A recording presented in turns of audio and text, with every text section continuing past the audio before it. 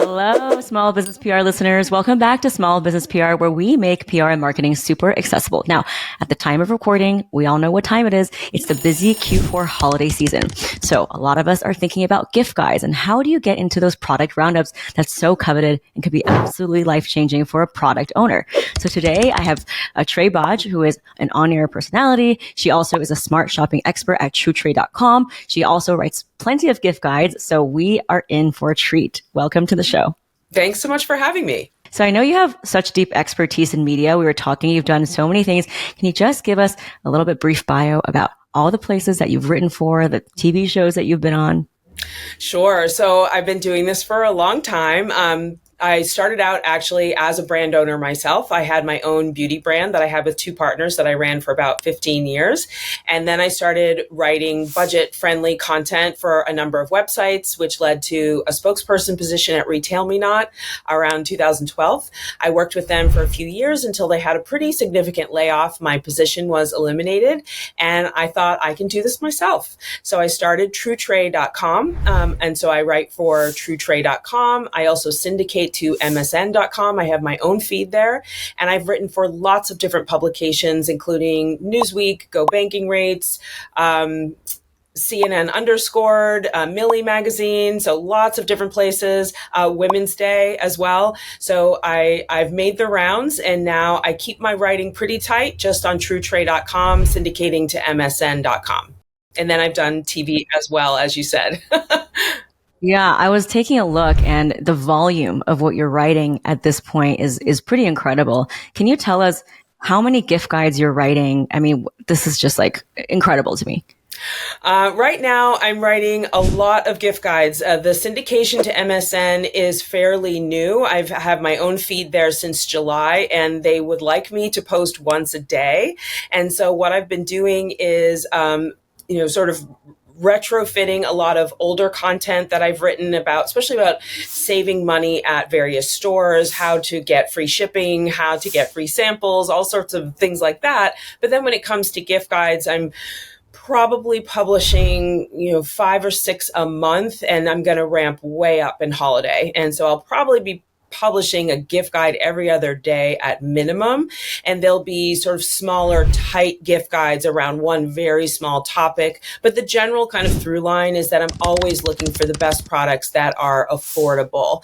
My price max is definitely around $150 or under, and my lane is fairly narrow as well. I don't cover gifts for kids or pets generally. I'm mostly just gifts for grown-ups. Oh, I love that. That's me right there. I'm going to be following that feed when it comes to shopping. Let's talk about the types of gift guides, because I know that there's, the budget-friendly ones, which you write about, and there's also premium gifts for her. Like, can you tell us all the categories so that we can just get familiar with like what's being written about? From myself and other writers all wrapped into one, or just what I'm covering? Yeah, the whole landscape of gift guides. Oh, sure. I mean, so those topics can range very, very widely. I mean, obviously, the safe ones, you're going to find gifts for her, gifts for him, gifts for grandparents, gifts for kids. And then those sort of overarching topics will break down into smaller subtopics. And I basically break up my gift guides based on the interesting things that I'm seeing out there in the landscape. I have my own Substack, which is, I have, I think 2,000 publicists and brands who follow my Substack. I generally blast out to everybody once a month-ish to let them know what I'm writing about. And so what I'm doing is kind of gathering gifts under 150, and then I'm breaking those gift suggestions that are really standing out to me into little buckets of different categories. So a couple of things I'm kind of interested in right now. I just finished a couple of roundups around personalized gifts, which I think are really important to talk about on the early side of the holiday shopping season, so people have time to order those personalized gifts and get them arriving on time to their recipients. But so starting in the next couple of weeks, I'll start publishing maybe just skincare, just gender neutral gifts, gifts for the outdoors, gifts for travel. And then there are lots of other topics as well. I'm just kind of breaking everything up right now. accessories like jewelry, home decor, gifts for chefs. But that really all comes from one general pitch that I put out there to my Substack list about I'm looking for gifts under 150 for grown-ups. And then I'm seeing what jumps out to me and like making these smaller gift guides based on what's exciting for me right now.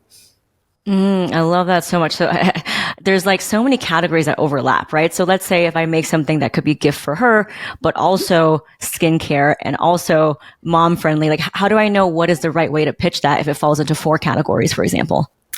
So that's a great question. I can only speak for myself as the writer. So I'm just looking for things that are really intriguing. So what I would say, if you're a follower of my Substack, and I would read my Substack inquiry very carefully. That is so important.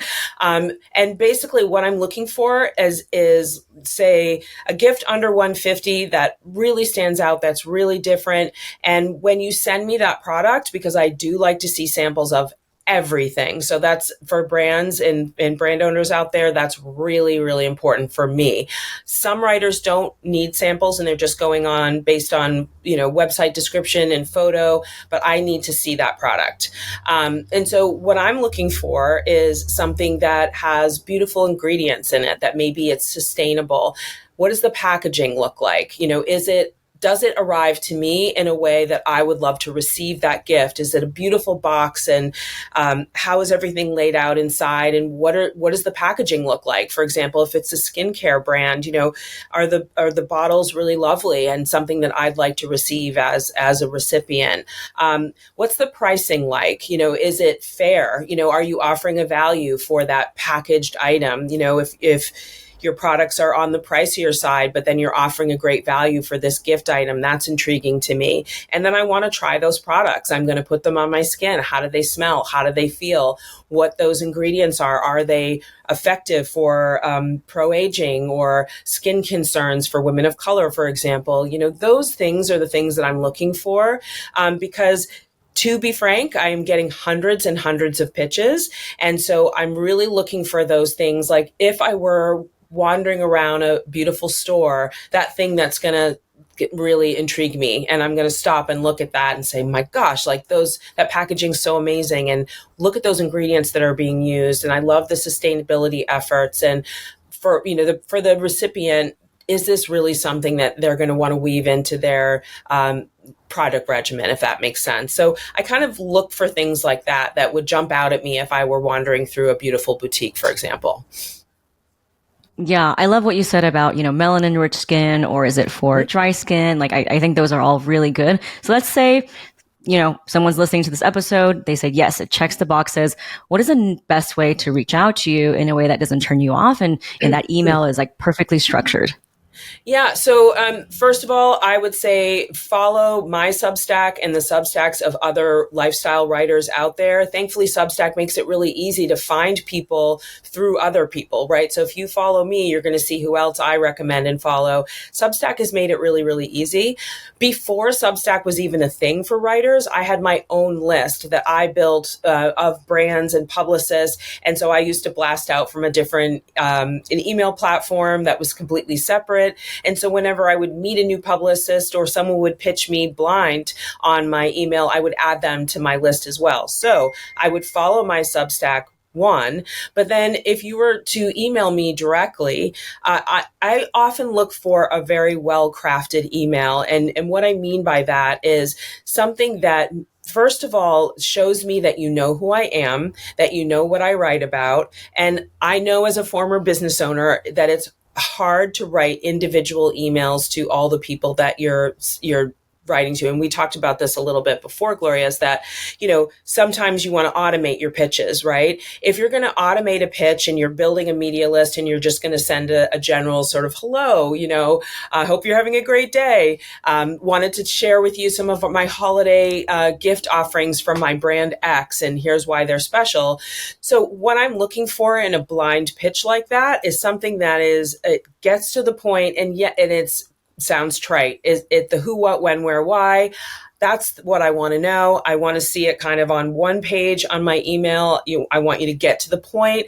I want you to describe what the product is, what's in it, ingredients, pricing, maybe a very low resolution photo so I can see what it looks like, and a URL. So then I can quickly, if I want to discover more, click right to that item and get a sense of what that item is. So if you're pitching me blind, that's the kind of email that's going to intrigue me. I don't want to read a very long, drawn out description about everything about you and your history. And like, yes, I want to know, like, if you're a female founder and you're a woman of color and how you started your business, that should be like 2 sentences. So I'm like, oh yeah, I want to learn more about her. I'm going to go to her website.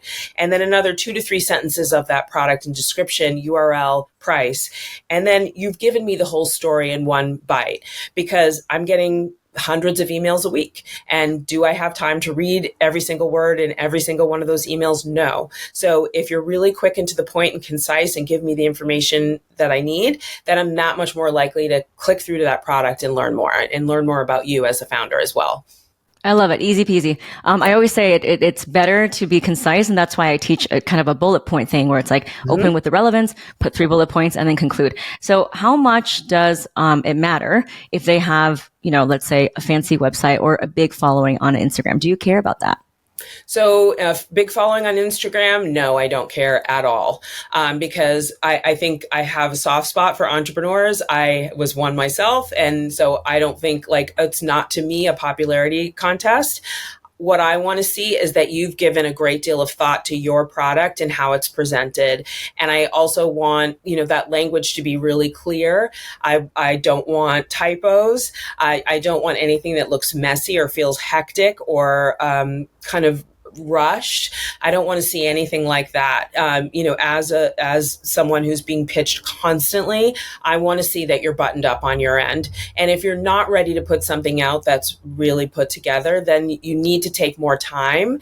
And maybe you need to sit this holiday season out, for example, and work on that piece of things. Like you said, how you're coaching your clients or your small brands, like, you're teaching them how to do this properly, and that takes time. So don't go out before you're ready just to hit, a timing. And did you ask about affiliate as well?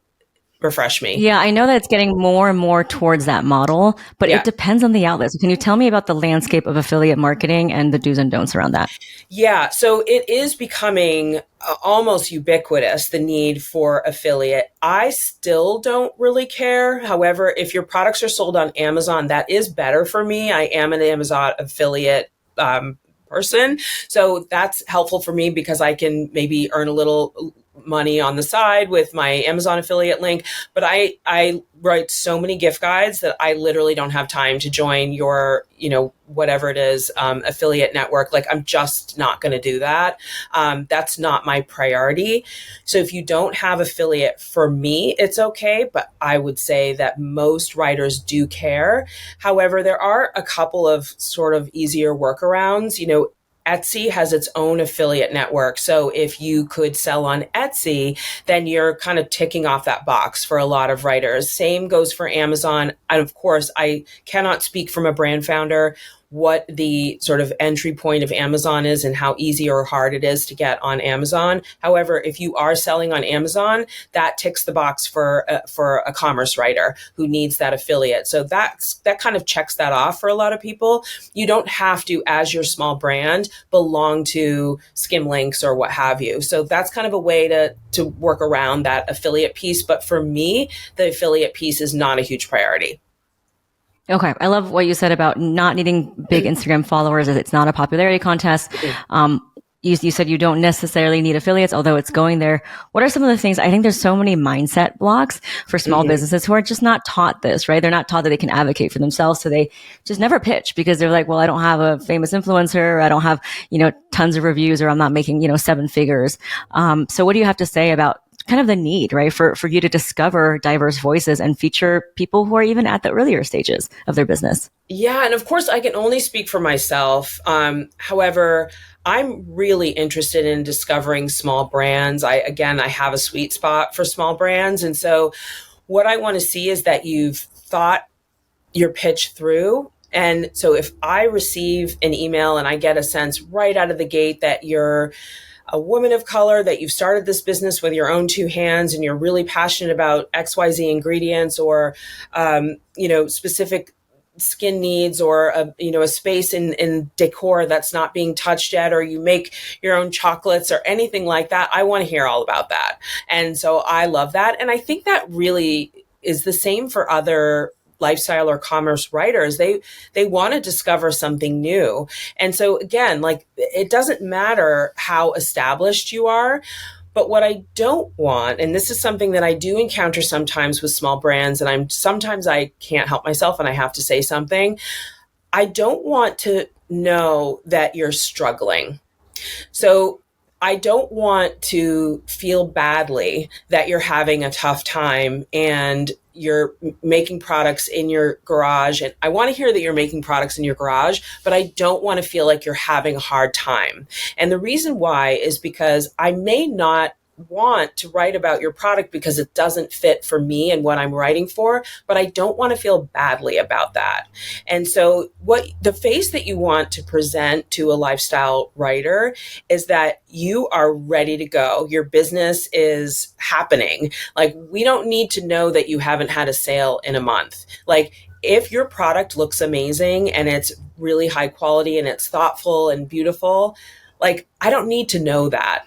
And so I think, like, I would take that emotion out of it. And that's, again, I'm just speaking for myself, but I don't want to feel bad, like, if I can't cover your brand. And so I will kindly say, like, this isn't a fit for me. And sometimes a small brand owner has responded to me and said, oh, but this would mean so much. And I'm struggling with this. Like, literally, I can't with that. Like, I'm getting hundreds of emails a week. Like, I can't feel badly about saying no to you. And a lot of writers won't say no at all. They'll just ignore your email. So if I'm taking the time, or another writer takes the time to say, I'm so sorry, this isn't a fit for me, the appropriate response is either no response or thanks so much for letting me know, period. Like, that's it. The emotion needs to stay at home. Does that make sense? Yeah. And I think it's important to know that, like, you want to cover things because you're genuinely interested based on your level of curation and your expertise, not because it's a charity, right? And you're feeling bad for businesses, because that, then me as a reader, I just don't want that to sound unfeeling. It's just that, like, we are all running 1,000 miles an hour. And so, like, I can't be feeling bad along the way. Like, I want to be really excited about your product, and I'm so excited to write about it. And sometimes when I write about something, like a couple days ago, I had the opportunity to interview with ABC News 1, which is a syndicator. So it airs on local stations around the country hundreds of times. And I had the opportunity to share some of my favorite personalized gifts that I had researched for a blog post that I had written for my site and for MSN. So what I was able to do actually is pick a few of my favorite products, and some of them were from very small brands. And I was able to give them national attention on TV. And so I derive great joy from doing that. I know how valuable that is from being a small business owner myself. But I don't want to think in the back of my mind, like, oh, I should write about that one because she's really going through a hard time. Like, I just want to write about it because it's an amazing product. And if I can talk about it on TV, even better. Yeah, that's so amazing. Yeah, I think that's something that we don't touch upon. And I always say, like, the energy of that pitch should not be one of desperation. It should just be simply that you are solving a problem in a valuable way for an audience. I agree with that 100%. Like, your products need to back up your pitch. They are the strength that your pitch stands on, not anything else. Yeah. And so that's why it's so important to pitch and to do this well. Are there any other things? Because, a lot of times, a lot of founders say, well, my product is special, or it's clean beauty. But I feel like that gets thrown around, and it's like everyone has a sustainability angle. So in that, when it's not even unique anymore, how do you still cut through the noise when everyone's sustainable and everyone's, donating to charity and everyone's, doing all the things? I love that question. So I think that, obviously you want to go that route if it's something that you're passionate about. And it's something that we should all be passionate about when it comes to our environment. So I look for that. And I love writing about products that are sustainable. So yeah, to cut through that clutter, it's like, what does the packaging look like? And again, coming from a former brand founder, I know how expensive packaging is. I know how hard it is to make the decision between something that's pre-made or custom made just for your brand. And so I would say to brand founders out there, when you're making those decisions about which packaging to choose, if you are going for packaging that is pre-made and it's stock packaging, find a way to make that packaging look unique. Maybe it's the printing on the compact, for example, or if it looks like other brands, maybe it's the box that you put it in. Like, find those ways to really stand out, because if your packaging looks exactly like everybody else's packaging and you're taking a sustainability angle and it looks the same as everybody else, and then you're up against bigger brands that have lots of money to throw at this picture, you're kind of lost. And so find those crafty ways to make your product look different in whatever way you can. And then, find that brand story and what makes it unique. And maybe there's this new oil that you're using from pumpkins that no one else is using. It's like, what is unique about your product? Because frankly, if you're coming out of the gate with a brand new line and you can't find what that unique piece is, why are you creating a product anyway? Like, that's really my question. So I'm going to be hardcore about this. Like, if you don't have an interesting brand story and something that really stands out, maybe you don't need to be making a product at all, because this is a very crowded space. So that motivation, that story should really be special. And you need to find a way to communicate what's special about that in your pitch and how your products look. And you asked also about fancy websites. Like, I don't need a website to be fancy. I just need it to look clean and simple, and the photos should be high quality. And we can do this on our phones right now. Like, there are lots of inexpensive ways, and there's Squarespace and there's Wix. Like, you can create a beautiful, clean website. I don't need to know that you built it yourself, but it shouldn't look like you built it yourself. And thankfully, thanks for technology, there's so many ways that you can create your own website that looks really clean and special. And even if it's simple, that's okay.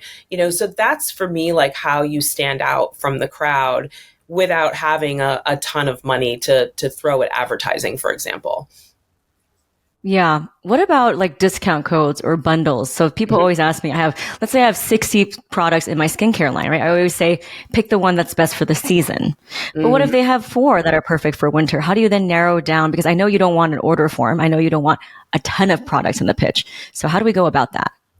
So, I think you could send, if it's a seasonal pitch that you're sending out, I think it's okay to include 4 products in that seasonal pitch. But as we're approaching the holidays, like, think gifts, right? Like, would you give a single cream as a gift? Probably not. But would you give an eye cream and a face cream bundled in a beautiful gift box? Sure. And like, I, as a gift writer, like, I'm looking for that. And if you're going to bundle those 2 things together and each one is, say, $35 each, like, there should be a value price to that. Like, if it's so $70 retail, can you come down to, say, 60 or 65 to motivate the shopper too, and the writer, that there's a great discount story there. Like, if you're bundling, you should absolutely be discounting a little bit.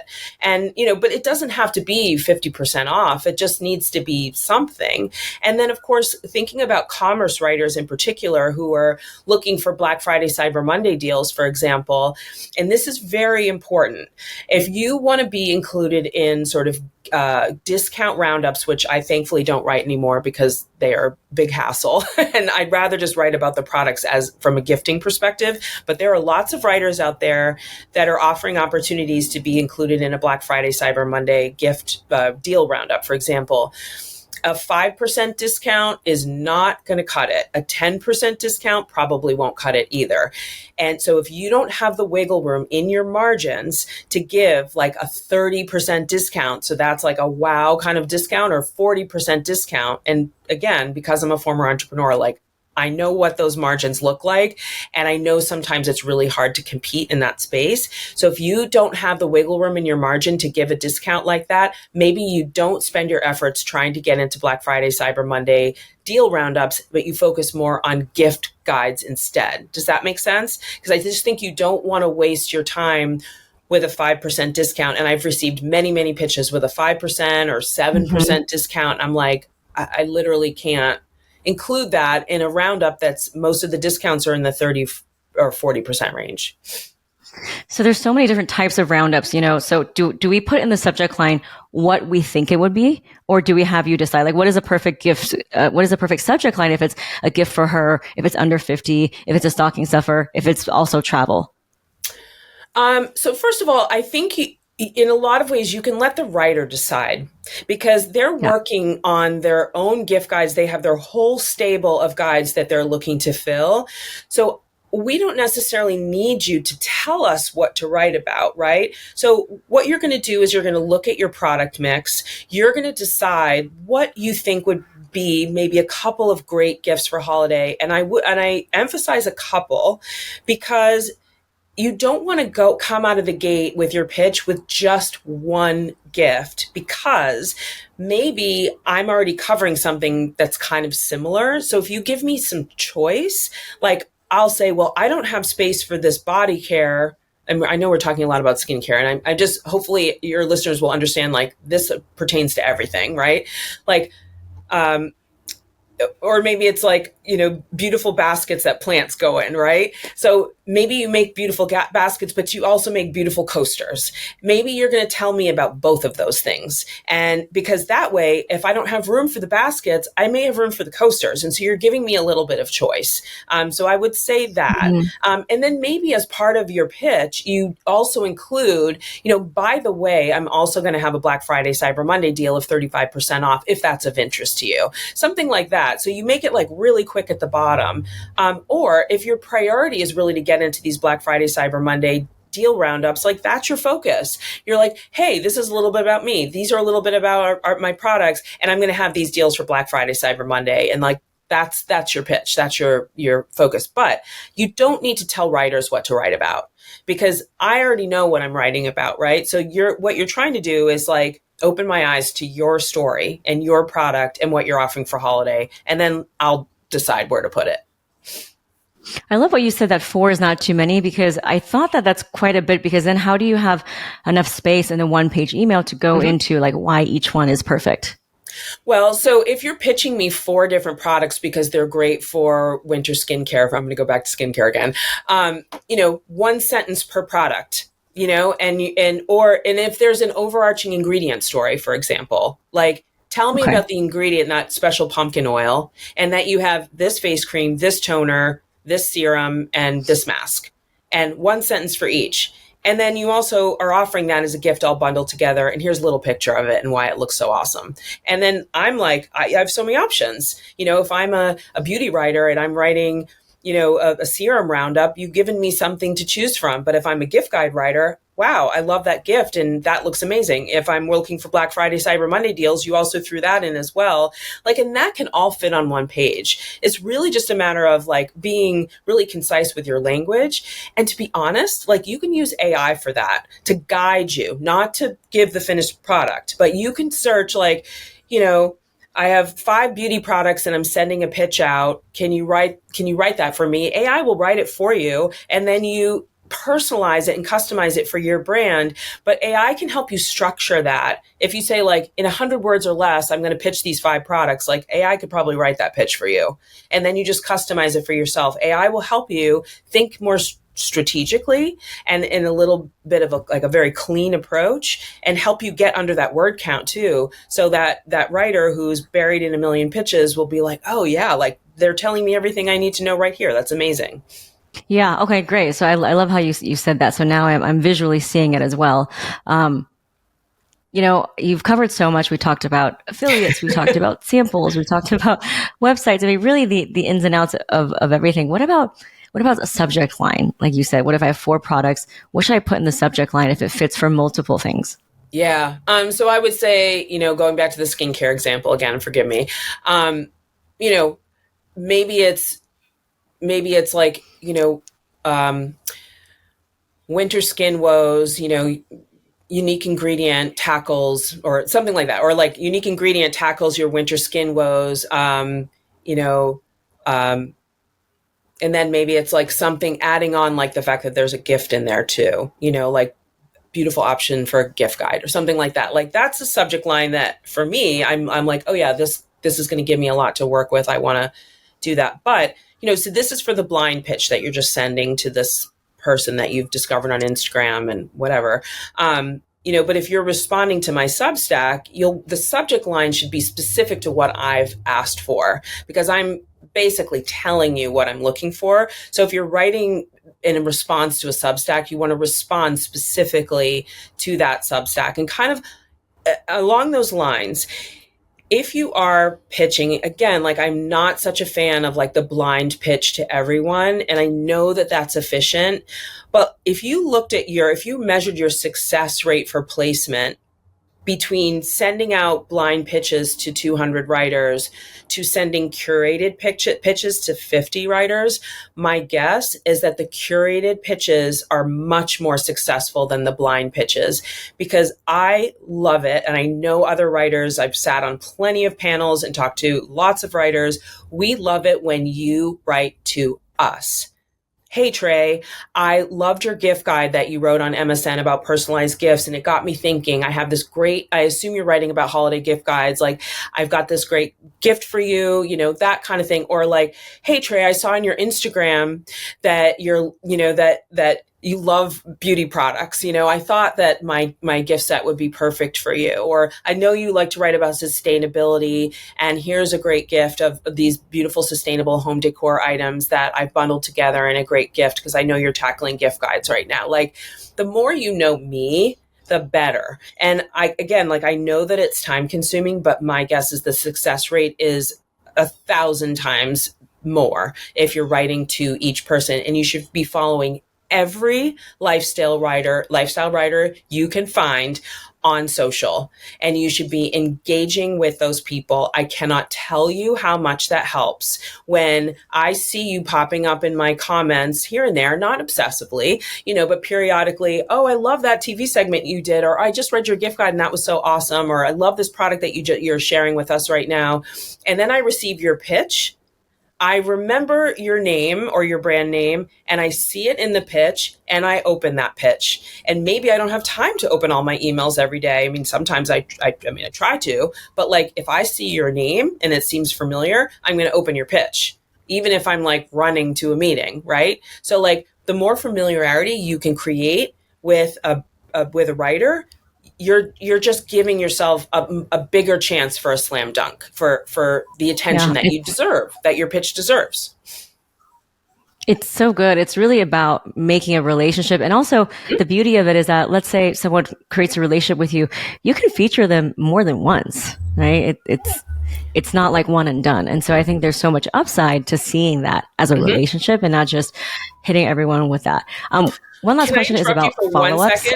Because I want to tackle that just for 1 second about the being covered more than once. So I can't speak for any other writers, but because I receive so many pitches, I don't often cover the same brand twice, like within a number of months, especially if you're coming out of the gate with one collection of beautiful handmade plates, for example, and I cover your plates, and you don't have a new collection of anything different than plates, I probably won't be able to cover you again for at least a year, or maybe ever. Like if you're only making plates and they have beautiful drawings on them and you do a new collection every season, for example, I may not be able to cover those plates again.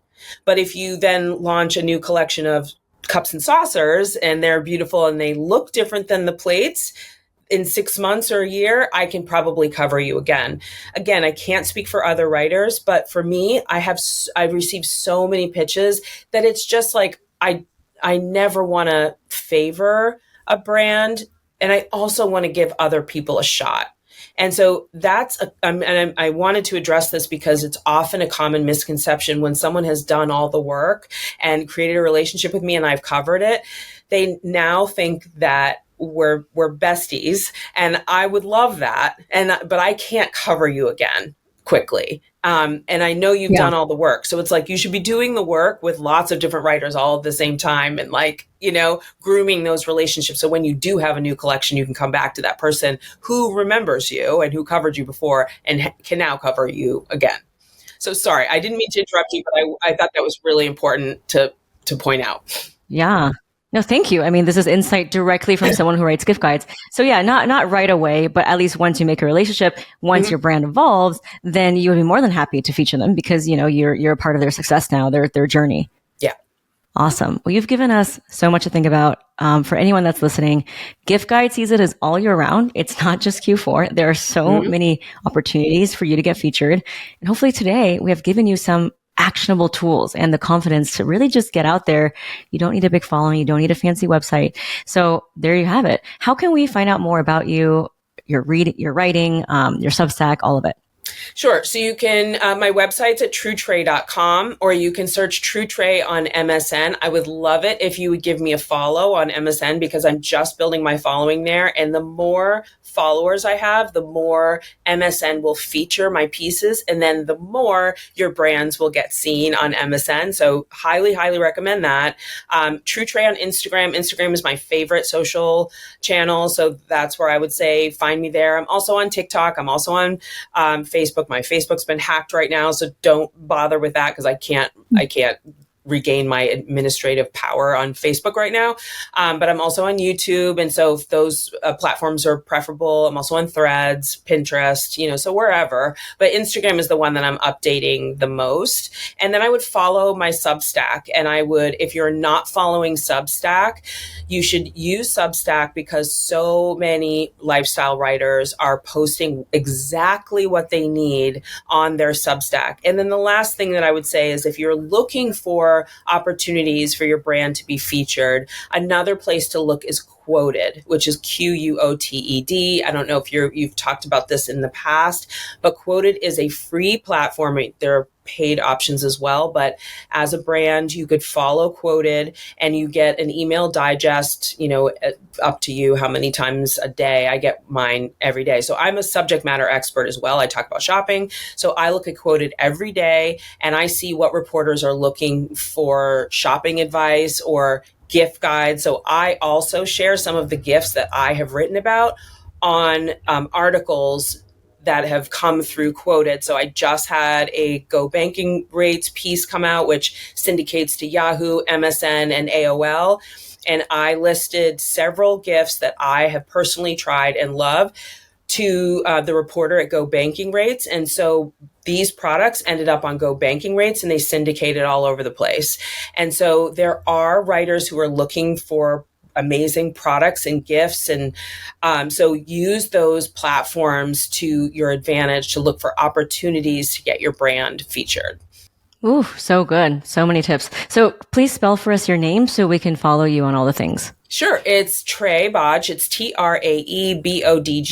And True Trae is Truetrae. Thank you so much. I love your energy and we'll be following your stories as this season. And I'm looking forward to, selecting some gifts for my family from your recommendations. So thank you for writing those stories. My pleasure. Thanks for having me.